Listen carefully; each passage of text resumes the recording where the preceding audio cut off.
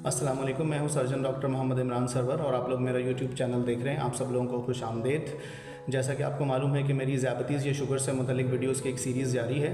आज भी उसी सीरीज़ का एक और पहलू डिस्कस करने के लिए हाज़िर हुआ हूँ। लास्ट वीडियो में हमने डिस्कस किया था कि दौरान हमल या प्रेगनेंसी के दौरान जो ज़ियाबतीज़ होती है उसके मुतल्लिक मुख्तसर सा तारुफ मैंने आपको बताया था।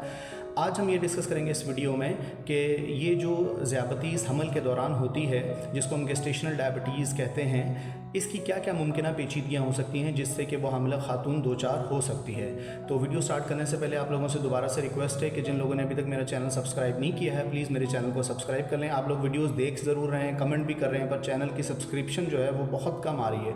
तो चैनल को ज़्यादा सब्सक्राइब करें, इन वीडियोज़ को लाइक करें और ज़्यादा शेयर करें, ताकि और लोग भी, और भी मेरी बहनें जो कि प्रेगनेंट हैं और प्रेगनेंसी के दौरान ज़ियाबतीज़ से दो चार हैं, वो भी इस मालूमाती वीडियो से फ़ायदा उठा सकें। तो अपनी वीडियो स्टार्ट करते हैं और डिस्कस करते हैं कि ज़ियाबतीज़ जो कि प्रेगनेंसी के दौरान होती है या हमल के दौरान होती है, उससे क्या क्या मुमकिन पेचीदगियाँ हैं जो कि एक खातून को लाहक हो सकती हैं। तो शुरू करते हैं। सबसे पहले जनाब है ऐसी खातून जिसको प्रेगनेंसी के दौरान ज़ियाबतीज़ हुई है, वो जॉन्डिस या पीलिया का शिकार हो सकती है। उसकी आँखें जो हैं वो पीली हो सकती हैं, उसका पेशाब का कलर डार्क येलो हो सकता है।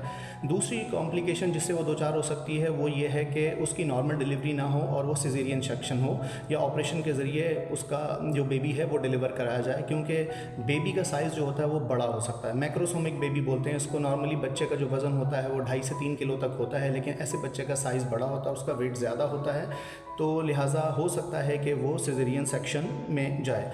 दूसरा ये कि ज़्यादातर ख़वातीन को ये शुगर जो होती है हमल के दौरान होती है और फिर जैसे ही बेबी की डिलीवरी हो जाती है ये शुगर ख़त्म हो जाती है, लेकिन कुछ ख़वातीन को ख़त्म नहीं होती और वो फिर उसके बाद भी परसिस्ट करती है, मौजूद रहती है। लिहाजा ये जो ज़ियाबतीज़ हमल के दौरान होती है ये टाइप 2 डायबिटीज़ में भी कन्वर्ट हो जाती है और फिर प्रेगनेंसी के बाद भी उस खातून को जो है वो प्रॉपर ट्रीटमेंट इस शुगर की बीमारी का लेना पड़ता है। इसके अलावा फिर रिप्रोडक्शन के मामलात में और कुछ ओवरीज से मुतल्लिका जो उसकी आगे की ज़िंदगी है उसमें उसके प्रेगनेंसी का होना है, उसकी माहवारी है, इस तरह के प्रॉब्लम से भी वो दो चार हो सकती है। फिर प्रेगनेंसी के दौरान और प्रेगनेंसी के बाद उसकी शुगर कंट्रोल होने से मुतल्लिक भी मामलात अक्सर होते हैं, उसकी शुगर अक्सर कंट्रोल नहीं होती है। तो आखिर में सबसे बड़ी वजह ये, जब सब पेचीदगियों में से कुछ पेचीदगियाँ भी अगर उस खातून को हो जाती हैं तो फिर एक बड़ा फैक्टर जो वो ज़हन में आता है वो होता है मैटरनल डिप्रेशन।